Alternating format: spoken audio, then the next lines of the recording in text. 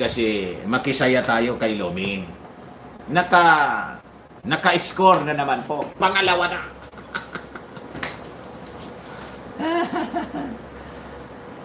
Ano balita dito? With the junking of poll protest, Robredo says truth prevailed in the end.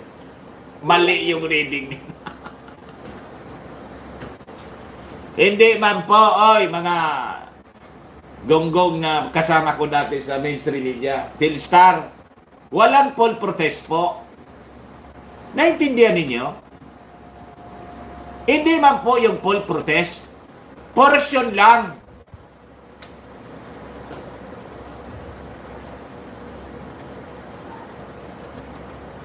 Talaga kayo. Dinasadya ninyong lokohin yung mga tao. The course of action lang. Portion. Hindi the entirety ng poll protest. Nagdesisyon na yung husgado. Hindi na niya. Panalo na siya. No?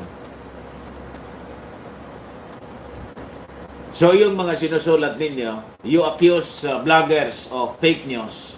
Kayo mismo ang fake news eh. Nag-breaking news pa lang kahapon, GMA, Inquirer, Philippine Star. Pari-parehas, pati Manila Times, pari-parehas yung ano, yung headlines. Lahat fake news. Hanggang ngayon, hindi man binabago nila. Basahin natin yung fake news nila. At pag-usapan natin, itama na lang po natin. Vice President Leni Robredo and her staff finally heaved a sigh of relief years after the Supreme Court solidified her win.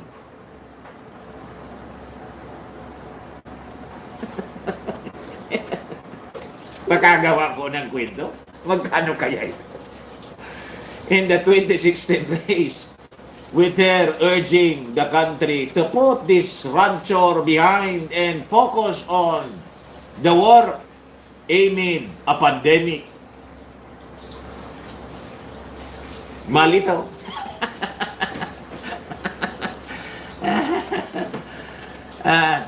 Maya-maya may dadaloy na siguro po, mga kababayan, na pagpapala.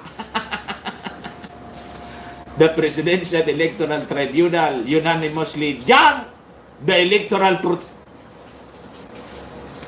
Ang ginang daw yung electoral protest. Wala talaga. Paano kayo naging mga writers, mga reporters? Nakalimutan na ninyo yung fact-checking. Di ba ang hilig ninyo sa fact-checking, kayo mga dilawan? Fact-checkeran niya kami sa bagay. Iyon ang uso eh. Pina-fact-check ninyo, pag hindi kasyado ninyo, pag nagsasabi ng totoo, fact-check ka, false information. Pero yung totoong false information, ayun, libre. Sintihan niya, may dumadalo. Di ko. Okay.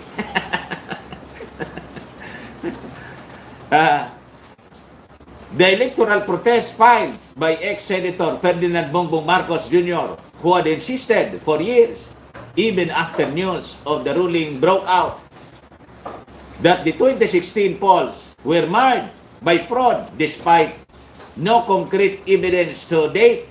Sabi ko sa inyo, dito po sa ating mundo, be it in this country, in other countries, especially in America, pare-parehas po. The Cabalans just manipulating everything, including electoral process, elections in the world. Gusto nila yung kaalyado nila. And Marcos, mga kababayan, ay talagang pagkakaisan po ito si Marcos. Kasi po, yung gold ni Marcos, kontrolado ng mga Cabalans. They will move heaven and earth mga kababayan, para lang harangin ang pag-upo. They will do everything. Wala lang Marcos makabalik sa Palasyo Malacanang, mga kababayan. At magtatay-tay sila ng mga kwento. At gagapangin nila kung sino yung mga makakatulong sa kanila para harangin ang pag-march ni Marcos pabalik sa Palasyo Malacanang. Any member of the family. Pag nangyari kasi yon, na makaupo si Bongbong Marcos, ito na. Sabi ko sa inyo, the last will ng ating si Apo Lakay, ma-implement yon. Yung wealth, kontrolado ng mga olopong, ayan ba natin na manalo yan? Kaya po, in-agenda nila 2016, and yung propaganda po against the Marcoses, walang tigil yan. Continuous yan. Maririnig niyo yan kay Damaso. Kasi si Damaso, kasapakat, yon ang talagang conspiracy, kasabuat.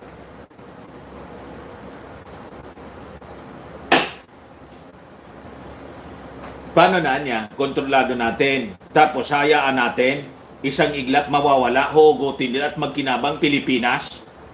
Tagal na natin pinapakinabangan, ibabalik natin sa... Hindi pwede. Kausapin mo siya, no?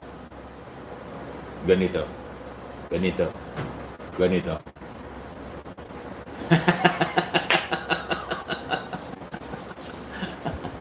Ang tawag po ni Attorney Karen Hudes dito sa mga grupong ito, the Network of Global Control. Yan. The Cabalers, the Black Nobility. Napakayaman po ng Pilipinas. Nabiyayaan yung Marcos.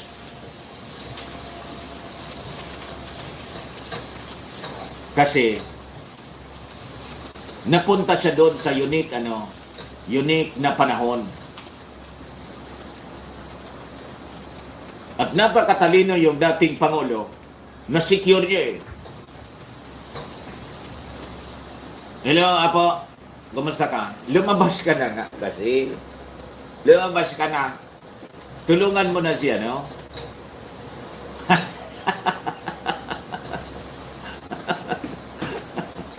Kasi ayaw tumigil, oh. Tingnan ninyo. Pinagkakais. Lahat ng kasinungalingan, pati yung paggawa ng kwento, mga kababayan, hindi man nila inilalabas yung totoo. At walang kimi-kimi, harap-harapan po. They have the boldness na magsalita ng hindi man totoo. Okay yun. Breaking news ka agad. Ito na ngayon. Speaking at a press conference Tuesday evening, Robredo touted the Pet's affirmation of her victory. Di pa po tapos ang boxing, Lomi.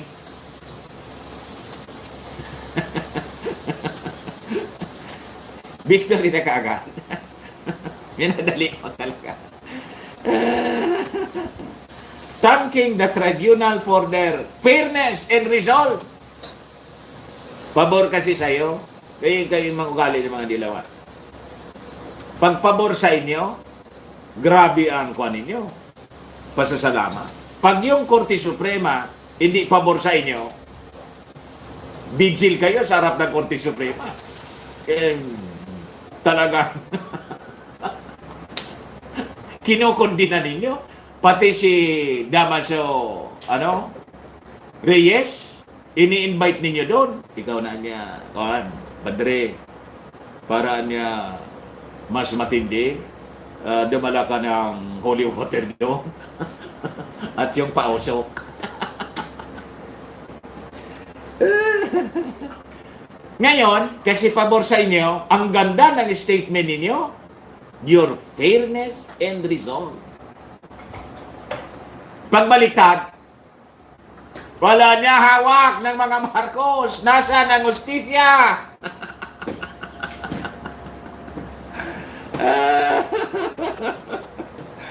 Walang hustisya dito. Tanggalin ang Chief Justice, tanggalin. Pati yung mga mga justices ng mga Supreme Court. Yun, ganun ang ugali ninyo. Pero tingnan ninyo si Bongbong Marcos, the family. Naghihintay lang siya. Of course, yung abogado niya, palabas ng statement. Mahinahon, mga kababayan na nagsasalita, hindi man yan niya. Hindi man yung election protest, yung dinismiss. Portion lang yon. Yung course of action niya, yung dinismiss. Pero kung makasulat yung mainstream media, poll protest, dismiss. Poll protest. Naintindihan ninyo yung sinusulat ninyo?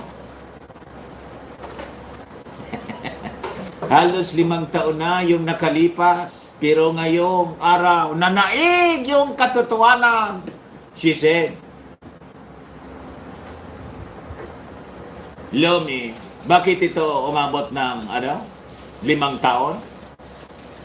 Ikayo, yung grupo mo, yung abogado mong si Makalintal pala, Makalinla.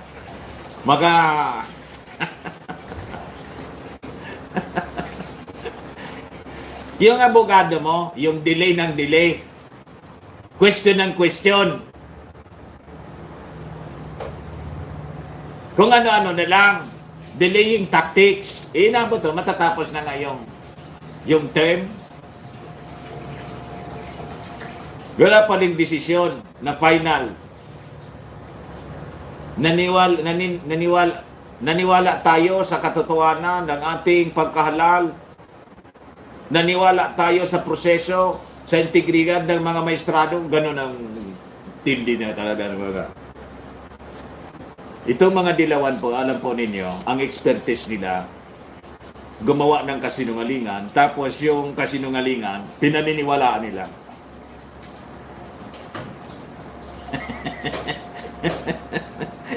Skill din yan, di ba? Talent din yan.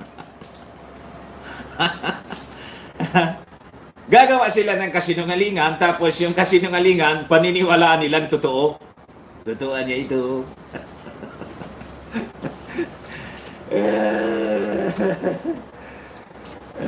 Sabi ko po sa inyo, mga kababayan,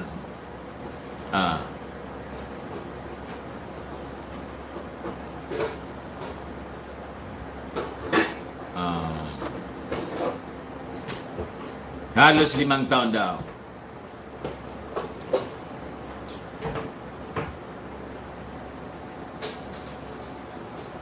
Asa na yung... Anyway. So ganon, mga kababayan, ang balita dito. However,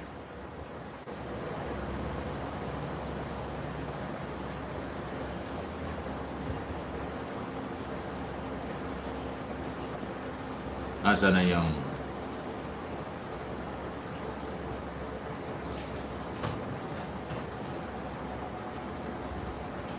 dali lang po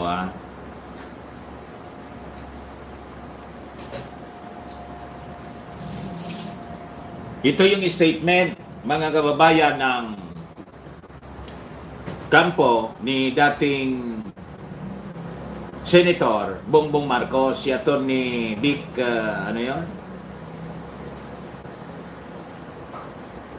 basahin ko po sa inyo para fair.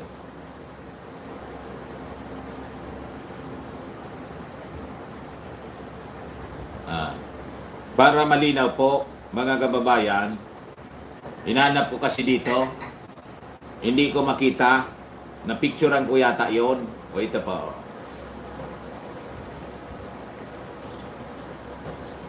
Sabi po ni Attorney Vic Rodriguez spokesperson of former Senator Ferdinand Marcos Jr., based on the official pronouncement made by the Presidential Electoral Tribunal today, kahapon, the court unanimously voted to dismiss our second cause of action, which is the manual recount in judicial revision. Kita ninyo, napakadinaw po, pero talagang purposely, itong mainstream media at itong kampo ng mga dilawan, talagang pinalalabas nila na the election protest mismo, yung dinismiss, tingnan niyo, dismisses Marcos poll protest. PEP dismisses Marcos poll protest. Ang hindi ko maintindihan kung bakit yung Supreme Court, mga kababayan, hindi kinokorek. Hindi siya kinokorek.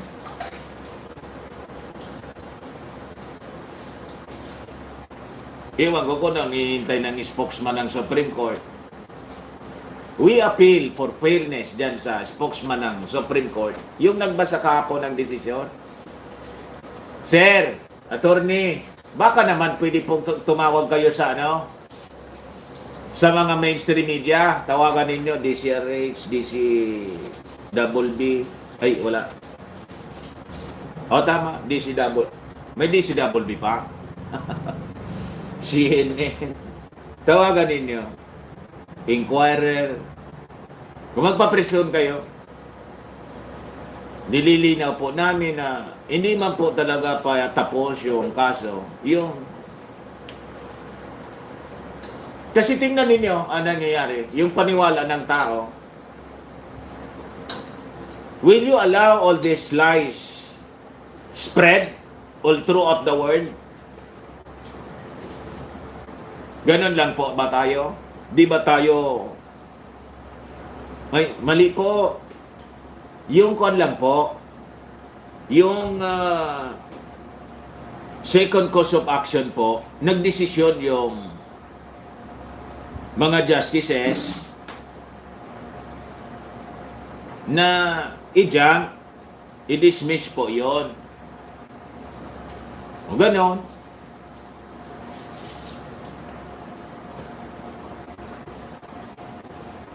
However, as to the issue on how to proceed with our third cause of action, which is the annulment of votes in Mindanao, the tribunal has yet to decide on the matter. Wala pang decision doon. And so, lalo na doon sa entirety ng full protest, wala man pong decision pa doon. Yung second course of action pa lang ang dinesisyonan. Yung una, yung first course of action,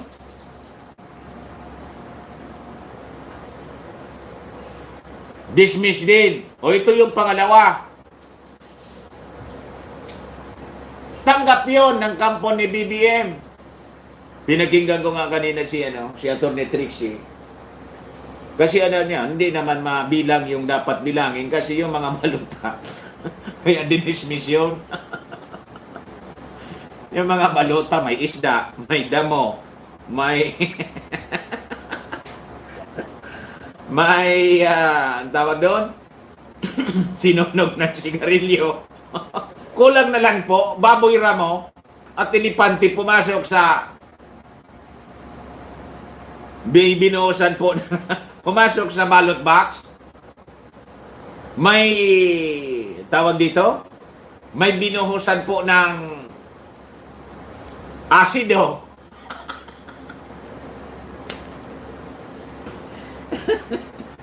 Ano pa bibilangin mo? Wala ka nang bibilangin doon. Nauna na yung isda. Pinasok yung balot.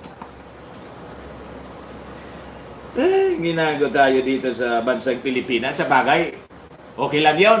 BBM. Si Trump nga po. Napaka-powerful kasi po BBM, yung mga dilawan hanggang Amerika, nandun ang kalyado nila. Si Trump nga, landslide yun si Trump. Hindi tinantanan po. Buti na lang yung desisyon ng kwan sa impeachment. Ah! Pumabor kay Trump. Pero yung mga Democrat, ayaw pa rin tumigil yung Democrats. Ayaw pa rin tumigil. Ayaw tantanan si Trump. Ganon din dito, ito mga dilawan. Si Marcos nga, gusto pag ipaukay ng mga ulupong. Hukayin! Gumaganon. Hukayin! Sabi ko sa inyo. Ayaw tantanan ninyo. So yan po mga kababayan ang gusto nga ngayon, tingnan ninyo. Because of this, si Solicitor General Calida may isang member ng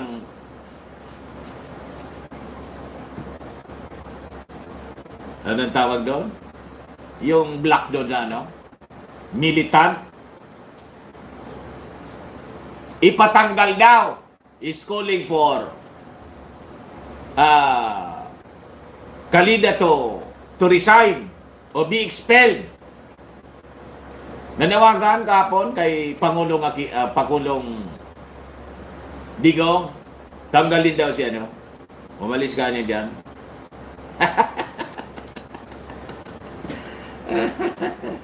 Kasi pumabor ka niya kay Marcos. Ganon katindi. Itong mga taong ito, mga kababayan. Sabi ko sa inyo. Anyway. So, manilaw na po.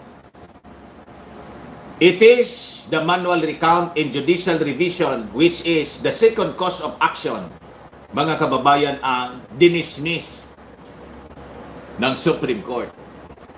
It is not the poll protest. May third of action pa po, annulment of votes in Mindanao, na hindi pa po nadidesisyonan kung i-dismiss o i-continue.